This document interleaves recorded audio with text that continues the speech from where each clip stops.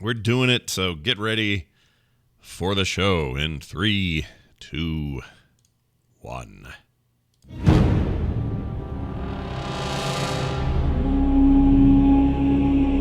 You're listening to The Instance.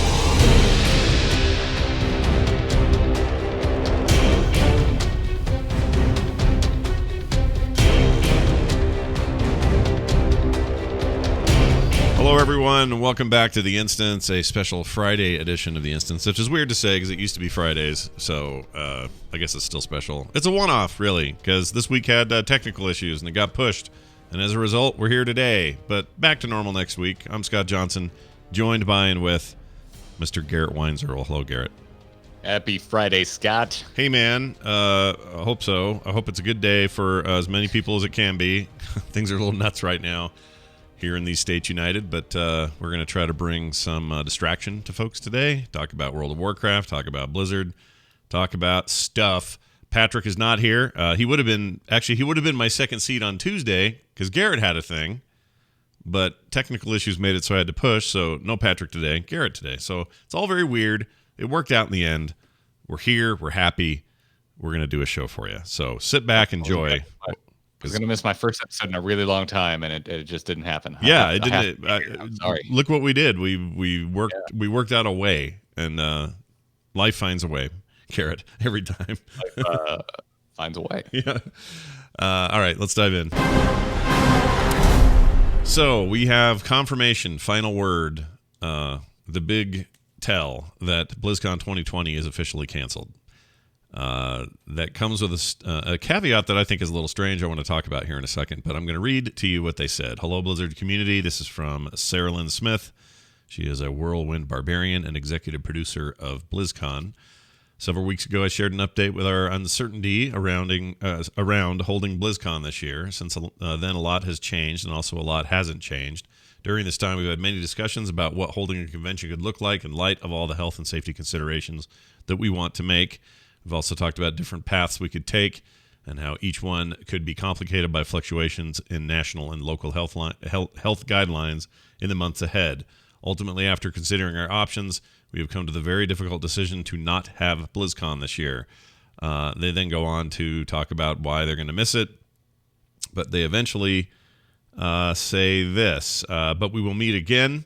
We are talking about how we might be able to channel the BlizzCon spirit and connect with you in some online way, far less impacted by the state of health and safety protocols for mass in-person gatherings.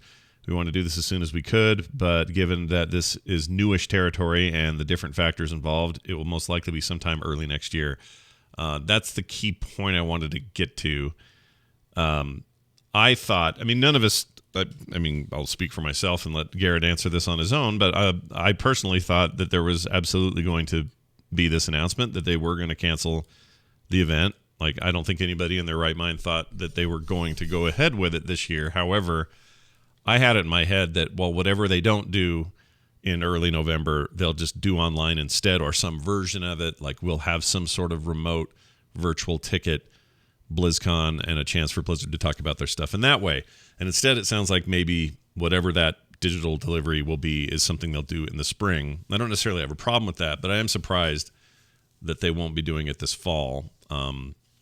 Garrett, thoughts, feelings on any of this, but in particular, what you want to see out of a spring digital event out of Blizzard? I'm kind of the mind that, like, I don't know, like, since it's not I don't think there was any chance whatsoever this is going to happen this year. Yeah. I think it's just too many concerns and too many unknowns. Like, when BlizzCon usually happens, we're going back into the fall, and there's concerns about a resurgence as we head back into cooler weather and all that kind of stuff. So it's just, people need to know about this and plan for it too far in advance to know. It's like to even hazard taking the chance at doing a BlizzCon. Yeah. So it doesn't surprise me. It does bum me out. But this is absolutely the right call. As for what I'd like to see from them in the spring, I don't really know. I think Nintendo's been doing a great job. I think you can look at them as a good way to kind of play this. I even say, like, why why wait? Like as you have announcements ready and things to show, do one-offs here and there for different franchises. Like, I don't think we need to have one big splash all at the same time. It'd be kind of cool to break it up, let each team kind of do their own thing, put their own spin on it, really make it their own. Which they may do, but also I think historically Blizzard really likes packaging things together, putting a nice big bow on it, and kind of just displaying it all the way from like patches and games, like to BlizzCon itself and their big announcements. So. I'd be really surprised if they wouldn't prefer anyway. Now, whether I'm sure they're talking about many options. I'm sure that this is just an ongoing discussion with them, but I'm pretty sure that what they would prefer to do is have a polished presentation that is a big, cohesive, well-run piece of presentation. And that does take time to work out and work through and build and make and everything else. So I could see why if that's what they've settled on, I could see why they'd want the extra time. I also imagine this is a bit of a relief for them. Not that they didn't want to do BlizzCon. They obviously do. It is a profit center for them. They make money at BlizzCon. So it's important it's my understanding it's the opposite. Oh, I keep getting told they make money from people internally, and that I should quit assuming they don't. Because for a long time, I assumed it was a lost leader, and they just did it to, hype up everything, and that it was money well spent because it meant people, increase, devotion to their games and obviously buying habits and all that other stuff. Right. But from what I understand now, and I may be being fed bad info, but I've had 2 or 3 people in Blizzard tell me, oh no, this makes it's profitable. We make money at this. I have heard the opposite from also people at Blizzard. Weird. So they now have a team. Obviously, Sarah Smith is the executive producer of BlizzCon. And it is my understanding that the goal is to make it profitable.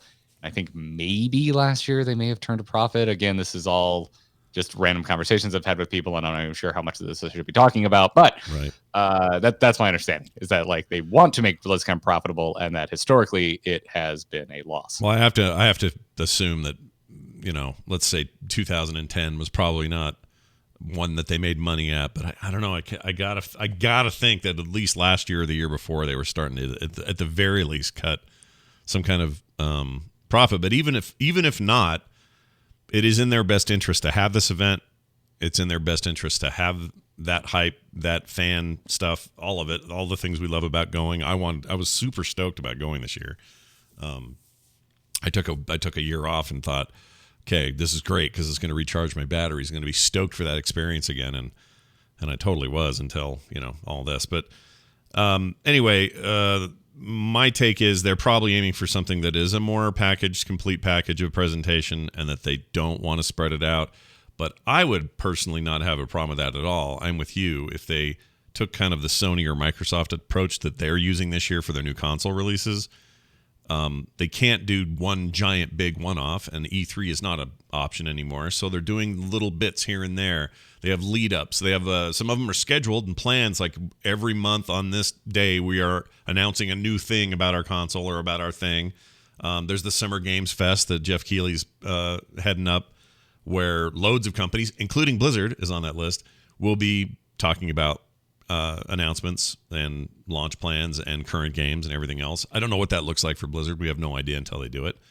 So we'll see. But I would be fine with that. Like if there was a day where they're like, all right, today at 3:00, it's World of Warcraft. What's next day or whatever, and that's just a panel of people that matter in that space. Ian and his team telling us what's going on. And then we do it again for Diablo 4 and get updated on what's going on there. We do it again for Hearthstone. Like spreading all of that out would be fine for me. As much as I love an event weekend, just give it to us piecemeal. It's fine. I don't care. Yeah, because like do it the way you release games. Like when it's ready. Are you ready to announce this? Announce it. Yeah. Like, show us something. I feel like I also I tend to lean a little bit more towards are you doing this online? Is everyone remote? Well, take it easy, relax, kind of embrace the casual nature of having to produce things remotely. Yeah. Versus it makes a little more sense to if you're gonna book a big convention space to really just go ham, like everything to the wall, like, and really, really, put a lot of effort into production. But if everyone's going to be recording from home in their office chairs, like, embrace that and just kind of run with it. Yeah, make the best of it. I agree. Yeah, that's just where I lean. Obviously, there are exceptions, and you can. I don't mean like don't put effort into it, but kind of I don't know, just get on our level. Be like, hey, everyone will just like sit down, everyone, hang out with me. Like, yeah. I so know. Yeah, If they want to put the polish on it, they're going to probably, if I had to guess, they're going to probably do a well thought out, safe way of getting a small crew together and having a room with people and getting it done that way and having better lighting and all that. I just can't imagine Blizzard would be cool with big announcements via Zoom meetings. Maybe not. Maybe they would. And I'm with you that who cares? Break down those barriers and let's just do it. I just know. And part of the reason we love Blizzard is because they polish everything to death. And so, this wouldn't surprise me. But I back to my original point, I know that there are some people that must be breathing a sigh of relief because that is a huge undertaking. And given all these other circumstances, they've got other undertakings that are equally as huge or huger because they're games that need to meet release. And things like an expansion to World of Warcraft, while, yes, they are working out ways to do a lot of this stuff remotely, I guarantee you it's not as good as having all their secure server stuff there, having all their artists, designers, programmers, everybody in the same space and collaborating and going over to this cubicle and talking for a half an hour about why this isn't going to work and that sort of thing. That kind of stuff, that physical interaction, I think is probably key to the pipeline. It doesn't mean it can't be done this other way. It just means it's going to slow things down. So if anything, I think this helps ensure that Shadowlands hits its date and does so, with gusto and doesn't need any other distractions around it. Then they can kind of go, all right, what are we planning for spring? What do we want to do? If that's what they end up doing. They may do more before that. I kind of hope they do. But if it's 2021 and they're doing a digital thing and possibly a regular BlizzCon that same year, great. We double up on cool info from Blizzard for the year, and that'd be great. So we'll see. Details on that, or that entire post, if you want to go read the whole thing, is up on blizzcon.com. It's the very first thing you see. You just hit the button and read it and find out where their heads are at. All right. Hey, are you into Arena, Garrett? Do you like Arena? Even a little. Not at all? No. Neither am I. Not in Warcraft, not in Hearthstone.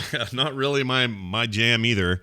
But what was formerly the most popular esport in the World of Warcraft garage, I would say that running dungeons now in a competitive way is the new way to do things. But anyway, it's the Championship 2020 schedule is out, and you can go read up all about it. It's the Arena World Championship, or the AWC. It's one of the most prestigious PvP events in the world, they say, of Warcraft or otherwise. Okay, that's fine. Mythic Dungeon Invitational is better. It is. It just is. I mean, I don't think what you're saying is controversial, but maybe it is. Maybe some people out there are like, whatever, Arena's where it's always at. Forget the Invitational, and I tend to agree with Garrett. But send your hate mail to Garrett, because I've had more than my share of that this week. I don't want any more of it. Anyway, the Cups are starting up again for the final AWC season in Battle for Azeroth. Excitement in moderation is not recommended. That's weird. It's time to get hype. Watch exclusively on youtube.com/Warcraft starting May 22nd. So go check it out. Oh, I had a thought. All right, sorry. This treads back a little bit to the previous conversation, but I wanted to bring it up on the show, and I almost forgot. So here's what I would love to see, all right? They've got this deal going with Google and YouTube where they're exclusive over there now, right, for their streaming events, esports and stuff. One would assume that deal affords them other opportunities. We've talked on the show before that maybe Blizzard and the Battle.net launcher might end up white labeling the Stadia technology, which is entirely possible through the deal they have with them, but also it's possible otherwise. That's what Google wants to do. They want to sell this as a white label tech others could use to do their own streaming solution for game streaming. So here's what I want. Whether it's around an event or not, but let's just say they have a big event around, let's say, Diablo 4. And they say, all right, turns out we've got this underground cavern system that's about a 20-minute run, and we have 2 character classes that are ready to roll. And this demo is playable today only. We now live in a world where if they had that set up, we could play that without downloading anything or installing anything, without anyone hacking that software or stealing kernel stuff or figuring out a way to take advantage of that, or us having technical issues of installing it and having to deal with local machine issues, like all the things that happen during an alpha stage. We could be playing game and apply this to the whole industry, not just Blizzard, but from now on, like, imagine this idea of like, well, we've got this piece we can show you, and we're not just going to show you video. It's playable. And you can play it right now. Just go to blah, blah, blah.com, pops up in your browser, your controller's already hooked up, or whatever kind of game it is, keyboard, mouse. Bam, you play it in pretty good fidelity, because that stuff's pretty good if you have the bandwidth for it. I think that's coming, man, and I'm all for it. Like, that is like more than just the idea that streaming solutions like, NVIDIA's thing and everybody else doing their thing, Stadia and whatever, xCloud for Microsoft and stuff. Like, as much as I'm sort of on the fence as to whether or how long or how interested I am in it as a full-time way of playing my games, because I'm not really. I'm kind of cool with what I got. As a way of demoing product or getting it in front of people for a chance to check it out in real time like that, I think that's going to be huge one day. I don't know when, but maybe. So what do you think about my dumb idea? Do you like that idea? Because I like that idea. I mean, there's a lot of layers there. Yeah. So I'm super skeptical, and I go on the side of Stadia is dumb. Is my current kind of take on Stadia. I think they've kind of come up with the absolute worst business model that they possibly could have for that entire thing. Mm-hmm. And it's a launch, which is frankly a soft launch, was I think just hilariously underwhelming. And it's also Google, who I just don't trust to stay interested in anything they do other than their search engine. Sure. Yeah. All that aside, something like what you just described would get me very interested in Stadia.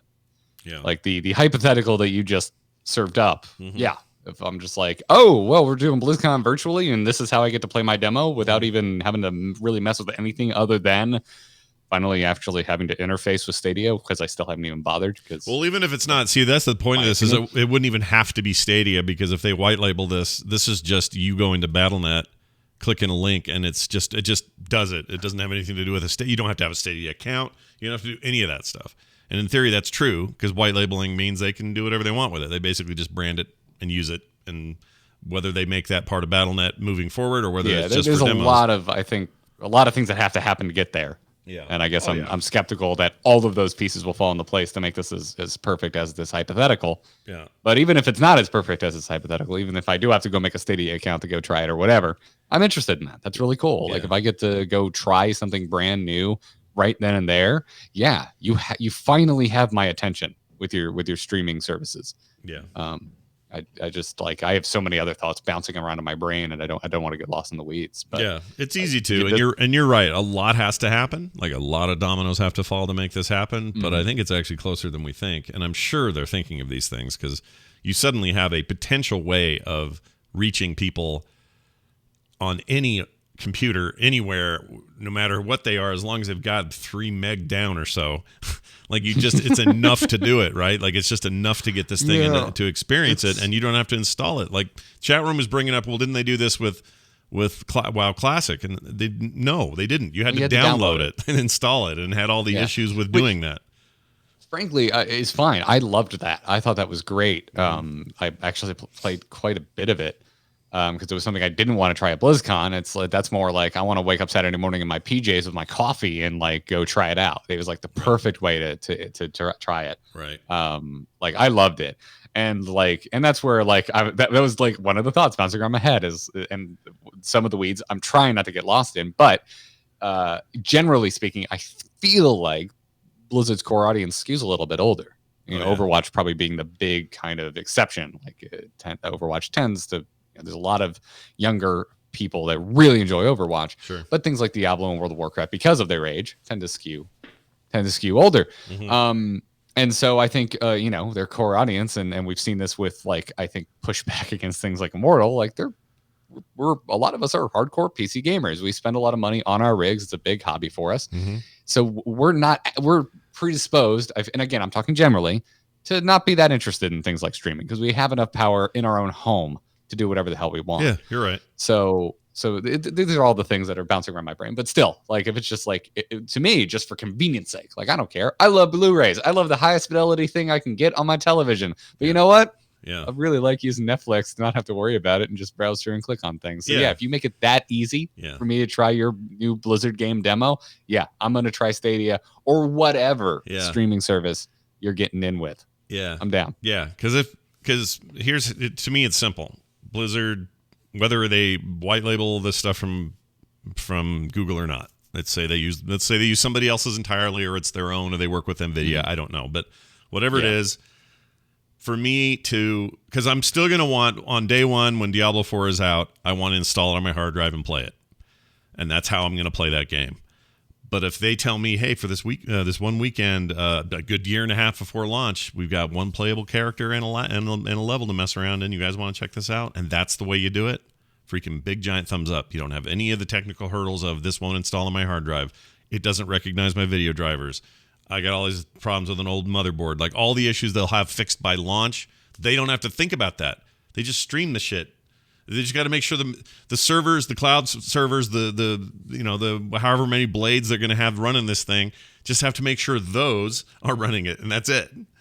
And then and knowing basically nothing about game design, but I would assume it would make things somewhat easier if you knew exactly the specs of the machine that you're building the demo build for, right? And then you're just going to have multiples of that exact machine running it. That's why consoles would help. That's why for consoles this is easy, right? Because everybody's using standardized hardware. It's all the same across the board, so they can put out a demo on PlayStation or Xbox, and you're just fine to download it and play it. PCs are just weird. In the case of GeForce Now, I was so surprised about how well it worked. I thought I was going to go into that and go, well, this is going to be middling to terrible, and I'm not going to care about this, but I need to do it because I got to talk about it on shows and stuff. And I walked away going, "Oh my gosh, that actually worked!" Like I'm playing Deep Rock Galactic with somebody on the regular who's got like a 12-year-old notebook that barely runs anything, and he's playing in real time with us on his old notebook over GeForce Now, and it's just a little shocking how well it works. Is it perfect? Is it 100% the fidelity that I may expect for my hardcore PC gaming lifestyle? Probably not, but it was enough for me to go, this would be perfectly fine for a demo, or perfectly fine for a big reveal, or a virtual con that I couldn't go to, but they want me to be able to play the new version of whatever and not have to install it. Like that. There's just something there, man. Something there. But you're right. There's a lot of stuff. There's also a lot of complications that I'm probably not thinking. Yeah, there's also like a lot of assumptions that they are like these are massive companies that I tend to err on the side of I don't think they think that far ahead. Mm-hmm. It's probably best to think that until they do, right? Like otherwise you're just going to disappoint yourself. And like there's a lot of I've read I have no idea, but there was a rather convincing article at one point that went up that was like, hey, this deal with YouTube is very much like basically for Overwatch, everything else is bonus.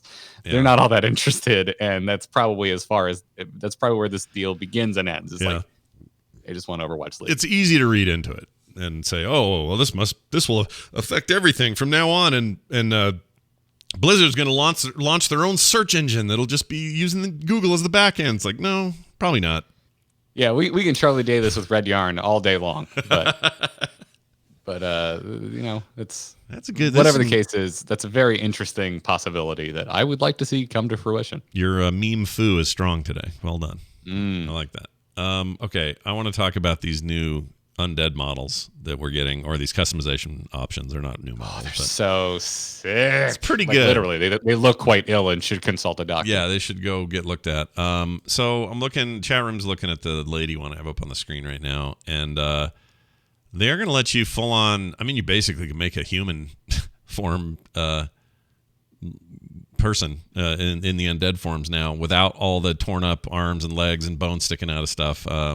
You can do one that's we just finally get the Chinese models. Yeah, the ones that they require by law in China are now now available to you for the limited low price of you're already paying for it. But anyway, like here's her knees. You can see how those are fully exposed still, if that's what you prefer, or you can go with something a little closer to, a little slightly decayed, like she's starting to fall apart. Those knees are about to pop, or all the way over to lady number 3, who just looks like a pale human. The thing is, like, I really like the boneless undead models. I think they look kind of rad and I do too, and ghoulish. I like it. Yeah, if it were me, I don't know where I sit on it, because my problem with the undead look for the entirety of the game has always been, this is such a small thing, but the actual torn flesh of the knees and the lower legs and the elbows and stuff is just kind of cartoony in the way it's torn up. It's like big, triangular. I do. I'm 100% with you. Yeah. I have before, like, we got the remodels. Everyone was like, Garrett, like you're such an emo kid. You love everything dark, and why don't you have more undeads? And I'm like, marshmallow bones. That was always my comment, because you're right. Like, and it's still, even post redesign, like it's so, like, really jaggy tears like between the joints that expose the bone, and it's just like listen, I totally get that World of Warcraft is cartoony. It's very stylized for a reason. It has a very certain art direction. Right. And my point is, I think the undead actually it's bad. I don't think it's good art direction. I think it's actually in a game that I think has really strong aesthetic. Yeah. The undead looks silly, the way that the rotting, like how literal they've been with their joints have rotted away, and it's just like it's like you tore a piece of paper. Yeah, or he made it reminds me of making carving pumpkins for Halloween, where you do the big triangular cuts and stuff like that. That's what those look like to me. It's very flat. It's like there's no meat underneath it. It's like they're wearing like really thin gloves that have torn at the edges. I also wish you could do bigger character models for the undead. I've said this since Unrelated things in the chat room says picnic watermelon style, and it's that's perfect. That is exactly what this looks like. Yeah, there you go. Oh, that sounds really good right now. Is that weird that it sounds good? I want some picnic watermelon. Yes, because watermelon's amazing. That sounds great. I love June is watermelon season, baby. I'm going to get me some of that and try if we're doing a tier list, watermelon is S tier. Yeah, all right. Yeah, as the gourd-like melon types go, it's 100% S tier. Freaking fruit. What's the green one? Wintergreen? You may as well kill me. Wait, what? You ever have is it wintergreen melon, or what are they called? Hold on. I think you're thinking of honeydew. Oh, honeydew is what I mean. That is what I mean. Yeah, honeydew is trash tier. That's totally F-tier. Trash tier. I hate it. Yeah. It's horrible. It's like do you like to chew your water? Yeah. Can I interest you in honeydew? Do you like to feel like you're eating the rind as well? Try honeydew. Garbage. What if your watermelon was entirely rind? Oh. Welcome to the Instance Fruit Edition. Yeah, I hope welcome you enjoy to that, everybody. Cantaloupe's fine in the right if it's right. It's the right ripeness. Cantaloupe's like a solid B tier. Yeah, it's fine. But they're hard. Solid you got to get the right one, because sometimes you crack that open and it all tastes like hairspray. Sometimes you crack it open and it's sweet and wonderful. It's tricky to tell. You can't do the tapping very good and hear it like my wife does. Like, it's just hard to get a good cantaloupe. But, I'm so glad we went from rotting bodies that you can play in World of Warcraft to categorizing fruit. Yeah, why not? Why not, I say. Great.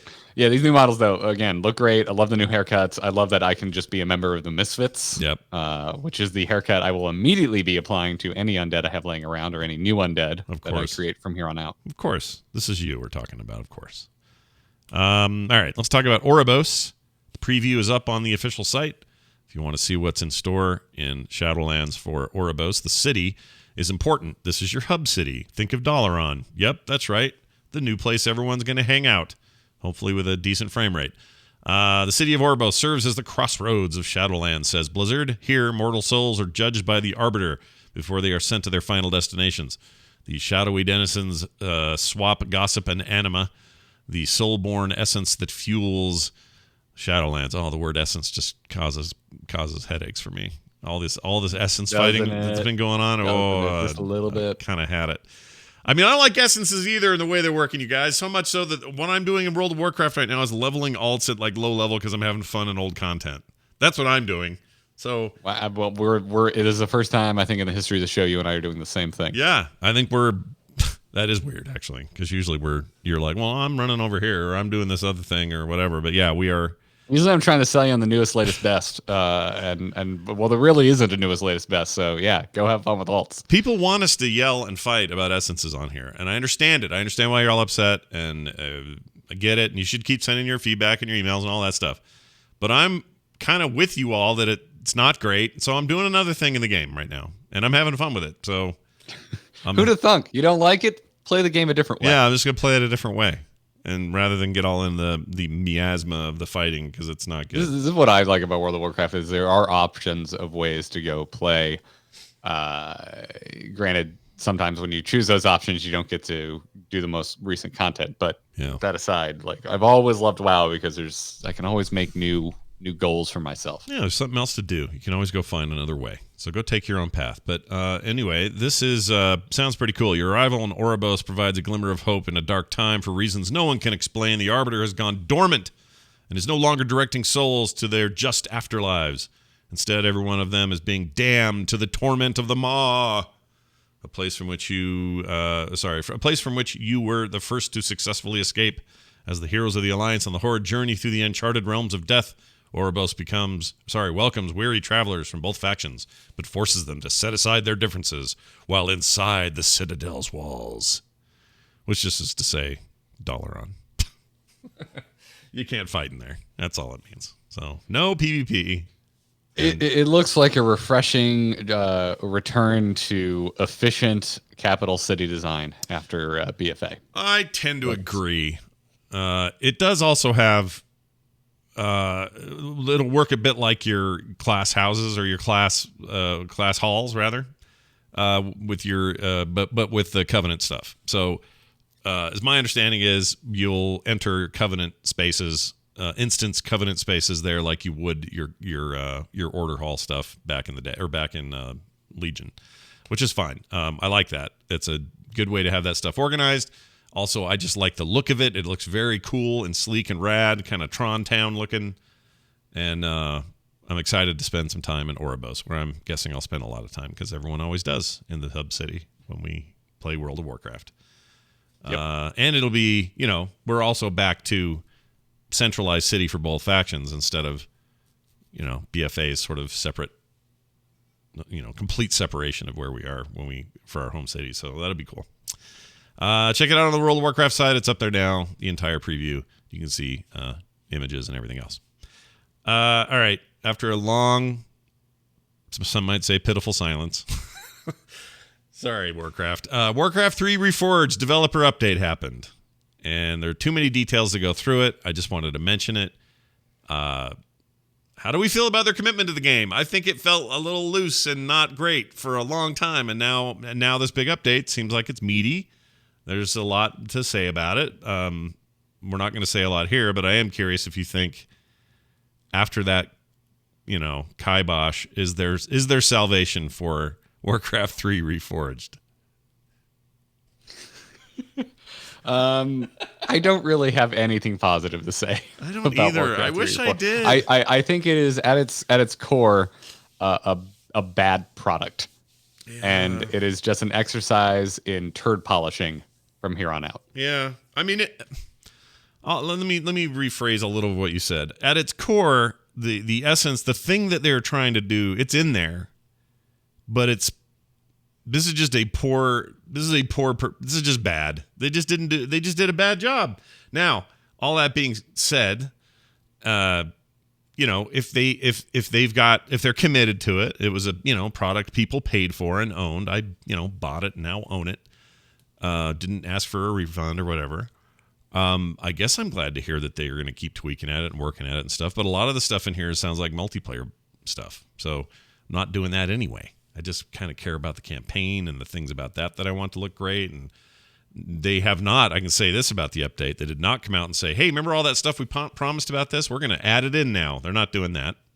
So all of your fun, cool cutscenes that were going to be new and the stuff we saw at BlizzCon that year, 2018, I guess, not happening, best we can tell. So go check it out. Blizzard.com has the entirety of that update. And if you, I don't know, and plenty of people liked it. You know, all we hear is the people that are mad about it. I'm mad about it, but doesn't mean everyone is. So if you're interested in that, go check it out. Okay. Time to talk about a few things in and around Blizzard. Before we do that, though, I have to make a controversial heresy statement. Okay? This is a heretical statement to upset, mainly designed to upset Garrett. So I'm going to say it out loud. All right? Here you go. Okay. Riot's Legends of Runeterra is a good card game, and I like it a lot. Tell me why I'm wrong. I don't think you're wrong. I think it's really well made. I think it also wouldn't exist without Hearthstone and Magic because those are the two games it borrows from the most. And I personally prefer both of those games more than Runeterra's mashing of the two together. You prefer them as separate entities? Yes. Okay, got it. I can see that. But I do think Runeterra is a good game. It is not a game that I personally like. As opposed to Warcraft 3 Reforged, which I think is poorly made and I don't like it. Runeterra is very well made and I don't like it. Gotcha. I will say this though. So they've equaled and probably in my estimation surpassed Blizzard with a newer game on a newer engine. So it's in fairness have to mention that. But they've really nailed that sort of explosive, exciting, tactical sort of everything feels like it's popping kind of graphical treatment. I really like that. Just from a presentation standpoint, I like that it doesn't seem to be too money grubby in terms of making me spend money in that game.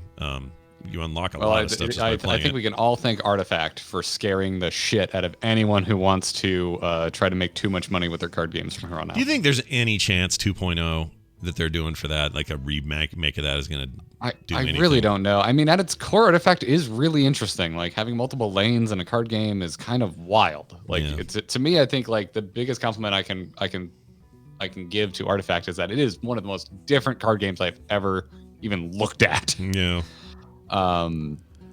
And then it kind of ends. So I don't know. I hope a competition is good, and I think Artifact had some of the more interesting ideas. Yeah.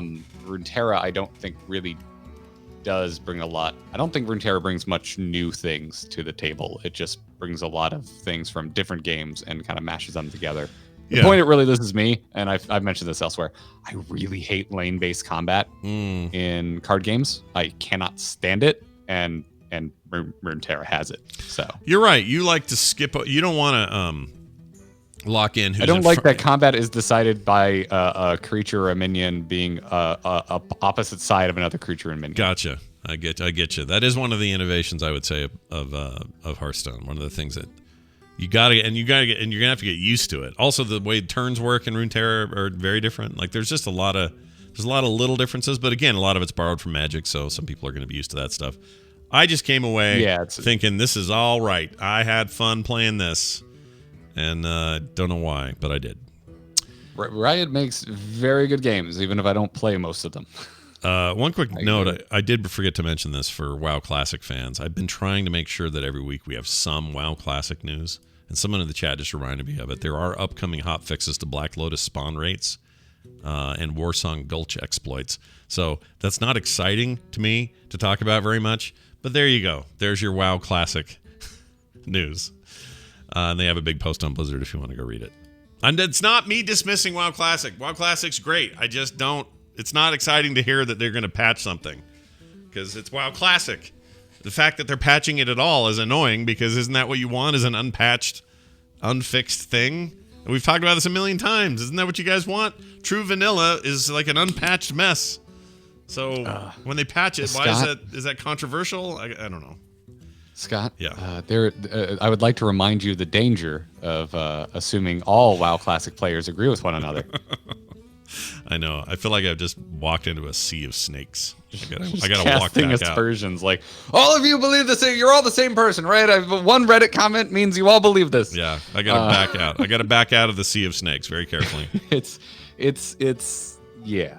Yeah, it is that. All right, Hearthstone. What is happening over there in that game? A whole lot of nothing. Pretty quiet. Kind of quiet right now. All right. So like everything else, quiet and everything right now. Nothing's quiet.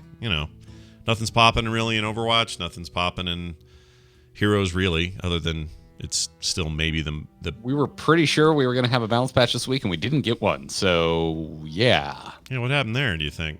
What was that about? Well, there was a huge forum post last week by AZ Jackson, like the lead balance designer on the team, and I can't remember if that's his actual title or not, but he does all the balance changes and is like the herald of patch notes and stuff like that. Yeah. And he put out a big post asking for feedback on ways to adjust the current anomaly. Yeah. The one that changed how fort and keep damage works and how their aggro works, and then also added like unique abilities to every single core on every battleground, depending on which battleground you're on. Yeah. And because to speak generally, the consensus is the anomaly is not perfect and needs some work. Gotcha. I rather like this anomaly, but for the most part, folks aren't stoked on it. And so they put out a big post saying, hey, we want to know what you think. And then they put forward kind of 3 possible changes. I like one of them. I really don't like the other 2 possible changes that they put out. And Kyle and I did a real long talk about it, about how like over on Into the Nexus is about ways that we think they should maybe start leaning and looking towards change. So our thoughts are that they're probably trying to squeeze some anomaly changes in with the next balance change. Oh, so maybe that's why they delayed it. Yeah, that's what we're thinking, because they did just put out a big rework patch 3 weeks ago, and usually we get a patch every 3 weeks. Where they reworked Tracer and Cassia. Tracer is a wild success, and she's considered by most of us, and I agree with this, to be overpowered now. Yeah. And Cassia is agreed by many of us to be a good rework, but wildly undertuned. Her win rate is terrible. Yeah. Absolute dumpster levels of win rates for Cassia. Yeah. But I really like the rework. I think the way she works. So we were expecting Cassia to get buffed and Tracer to get nerfed this week, and that didn't happen. And we think it's because they're also trying to squeeze in some adjustments to the anomaly. Right. I tuned in just in time on ITN, by the way, to hear you guys in a laughing fit over something to do with caltrops, which I assume was what's her name. That was the most recent episode. Thank you for lurking. Yeah, I lurked in there. I didn't say anything. Well, I was on my iPad and I wasn't logged in, so I couldn't have. But I logged in there. I actually remember that joke. We were saying we were trying to think of ways to make a Tyrael a better tank, and we thought it would be great if he had like a mini stun on his Q when he throws his sword and then he teleports there. Because right now you just get a slow and it's a bad slow. Sure. We're like, oh, you should add a mini stun, and Kyle's like, no, you should cower in place and admit a sin, and he'll just whoever you stun, they whisper a sin to Tyrael. And I was like, what's everyone's sin? And he goes, oh, Vala's would be I accidentally took caltrops. Yeah, there you go. Yeah, he killed me. Yeah. The speed at which he just shot that out of his brain, it was hilarious. It was really good, and I missed the lead up, so I couldn't tell what the caltrop reference. Well, I knew I had to do something with Vala, but I didn't know what. Well, there you go. Yeah, there you go. It's so rare. I actually remember jokes on the show and their setup, but I remember that one. She's got to be. Kyle's a witty bastard. He is. He can say things out of nowhere that will. I mean, having played D&D with him for 2 years now, he is the most unpredictable hilarity I've ever known. Like, there are moments where there's a whole episode where it's just normal Kyle, nothing, just talking whatever, and then when you least expect it, he'll say the funniest thing you've heard in a month. Crazy. I don't know how he does it. Anyway, there you go. That's it around the world. There's a new season of Diablo coming, but nobody really cares too much about talking about that, least of which us. So now we'll do this. Hear ye, hear ye. Why, it's the town crier. Somebody asked when Patrick's little dude gets old enough to talk, will we do an alternate town crier? And I said, absolutely. There's no hallowed ground here. He could totally do that. It'd be fine. I mean, I think some people think it might be hallowed ground, but I would welcome that. Get a new generation of a voice on here. It'd be awesome. Nothing wrong with that at all. All right, quick email from, let's see, this is from Ranethel, sorry. This is about instance episode 602, machine learning disability. He says this: a few lore pointers for each of y'all after listening to this episode. Number 1, Scott. So this is for me. Arthas is not and cannot be the jailer. Blizzard has said this from the beginning, since BlizzCon of last year, that the jailer predates the Titans. Ergo, Arthas, ultimately a human, and thus came after the Titans, cannot be the jailer. And I would say to him, I just want to rebut it. I think they could still do it, because who's to say that once Arthas got up into the freaking Shadowlands, that there wasn't some kind of scuffle and power struggle happen, and somebody got the crown, and now Arthas gets to be the thing. Why not? That totally works. It can totally work. I'm telling you. I love the idea that they're like, our big twist, Arthas stole another crown. Yeah, man.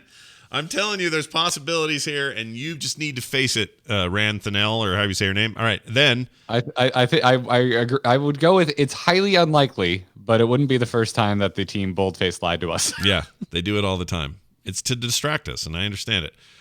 Patrick, this one's for Patrick. Number 2, he's not here to answer it, but I'll do it anyway. Demons return to the Twisted Nether after they are killed, not to Argus.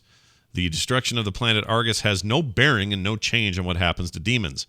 They will go to Shadowlands. I guess not go to Shadowlands now, because Argus has been destroyed. Nothing has changed since Legion.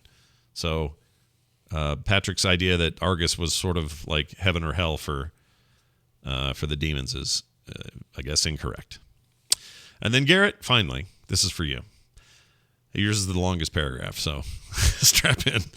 It says, Garrett, Sylvanas is not the big bad of Shadowlands. In every interview from BlizzCon and since, from Ian to Steve Donzer to John Haidt, have all specifically singled out the jailer only as being the villain or the big bad. Never in any interview have they included any mention of Sylvanas in the same sentence when talking about the villain of Shadowlands.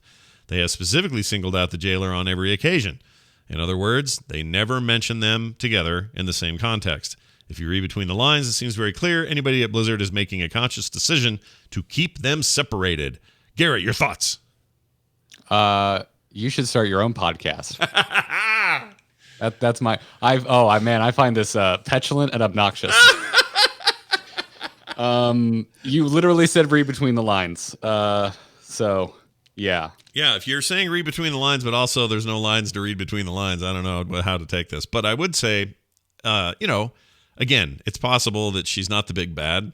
If she's not, she's somewhere in the mix. She's like the boss right before or something. I mean, like, if you really, really want to like micro correct that, sure, I'll give it to you. But like, I just want to have a conversation and not sit here and be like, well, explicitly the big bad said in Article 23 of BlizzCon. Oh my God, this is the type. I hate this type of feedback, man. I knew you would. I got this email and I went, oh, you know who's gonna love this? Garrett. He's gonna love this one. All right. We'll see. I think the jailer is possibly he's possibly the big bad. He's also possibly Arthas. I'm with him on that. Like it's I would put possibility at about 0.01% that Arthas is the jailer at this point, given what we have heard from the team. The model of the jailer that was data mined looks like I feel like all of Blizzard's villains are starting to look like that dude from the Diablo 4 trailer. I can't think of his name, but the one that brought her back to life, the pale vampire-looking guy. They're just into they're very into Hellraiser right now over at Blizzard. They must be. You know what I'm really into, and I cannot stop playing? If there's anything cutting into my Blizzard time, it's this. I have been obsessed with Deep Rock Galactic. So this is just a side recommendation for everybody who hasn't heard me rave about it yet. That game is so good and so much fun, with friends, without friends, just in general, that I cannot recommend it enough. But if you have 3 other friends and you want to have some of the best co-op ever, Deep Rock Galactic, baby. Amazing game. Don't know why I brought that up, but I did. All right, I want to give a shout out to a couple of people. Send us your emails, by the way, theinstance@gmail.com, or you can do it right on the site. There's a little form there you can use. Either one gets to us. We'd be happy to hear from you on the show. I want to thank William Canning, Willis Abel, William Capella, and William Dixon. Lots of Williams, because I'm doing this alphabetically. They are some of the folks that support us on the Instance Plus membership over at the site. You can go to theinstance.net, learn all about it, find out what you get. You get bonus shows. You get content that you can't get any other way. You get artwork in the mail, all kinds of rad stuff, but only if you're an Instance Plus supporter. So if you've been listening for a long time and you're like, you know what, I want to give back, well, there's a way. Go to theinstance.net for details. Okay. Garrett, hot damn, dude. It's a great. We did a show. We did it. Tell me what else you're doing so people can go consume it if they want it. Well, while I wait to go destroy the big bad Sylvanas of Shadowlands, you can find me over at amove.tv. Yeah. For all the podcasts. If you want to hear about all the Heroes stuff we touched on briefly in today's episode, you should go listen to Into the Nexus, the podcast all about Heroes of the Storm, Angry Chicken for Hearthstone, plenty of other stuff over there. And sometimes on Friday nights at 9 p.m. Eastern time, you can find me making cocktails with Katie in our kitchen over twitch.tv/amovetv for cocktails in quarantine. It's extremely relaxed. We do it when we feel like it. We might do one tonight. Do we have a favorite? Do you have a cocktail that you're like, man, we got to do that every time? I have a lot of favorite cocktails, Scott. I have a favorite. I could give you my favorite shaken or my favorite stirred cocktail. Okay, tell me your favorite shaken. My favorite shaken cocktail is called a Naked and Famous. Oh my lord! All right. It is also one of the most expensive cocktails that I can make. The Naked and Famous uses some of the most expensive ingredients I have in the house. Naked and Famous is my Paris Hilton cover band. So there's that. I think there is a band called Naked and Famous. Really? Is there really one? I'm pretty sure there is a band called Naked and Famous, and I think they had a really big hit. That's amazing. In the last decade. That's pretty good. Or maybe it's a song. I don't remember. I don't remember either. I have no idea. Never heard of them before. All right. Hey, what else? Oh, Rusty Nails has a great question. Scott, what kind of content do you need from a classic WoW correspondent? Blue Post, news, opinions? I mean, look, I would love it if somebody sent in like 30 seconds of audio every week that was just like a roundup of classic issues. I'd love that. We'd play that on the show. 30 seconds, bang it out every time. I'm putting the word out there. Y'all want to make one? Somebody? No, this is the problem though. 50 people will do it and I'll have to choose. Anyway, I'm you know what? I'm willing. We're in a weird pandemic. The people are rioting today. Things are a mess. Why not distract myself by listening to some of your cool content ideas for 30 seconds? 30 seconds of content about WoW Classic. Give it a shot. We'll see what happens. Okay. What else was I going to say? Oh, you can also check out frogpants.com/podcast or just frogpants.com. We'll get you there. Lots of shows happening. I might point your squinties over to Core if that talk about of Deep Rock Galactic intrigued you and you wonder what the heck that is. What would dwarves be like in the future? I have good news for you. They still want to mine stuff. Anyway, there's lots to talk about that game right now because we're super into it. But Core is a game all about video games. And you might say the news and the stuff we cover is kind of in the realm of the hardcore. That's why the name still worked when we changed it from a Heroes of the Storm podcast to a regular show about video games. So if you didn't know that, you probably are missing a show you'd really enjoy. Check it out over at frogpants.com/core. All right. I think that's everything. Go listen to the Miss of Pandaria soundtrack, everybody. It's really good. That's just my other little piece of advice today. Thanks, everybody, for listening. Theinstance.net is our website. You can go there, instance.net, or theinstance.net, rather. Instance Show for our Twitter account. You can find Garrett at Garrett Art. I'm at Scott Johnson. Patrick's at Not Patrick. He'll be back next week, I think. And more shows like this at frogpants.com.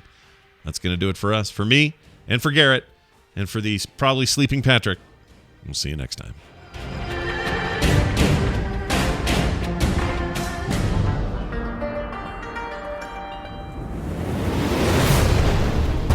This show is part of the Frog Pants Network.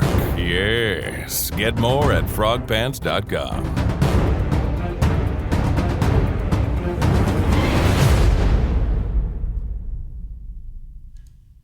Well, Garrett, we did it. We did it. Yep.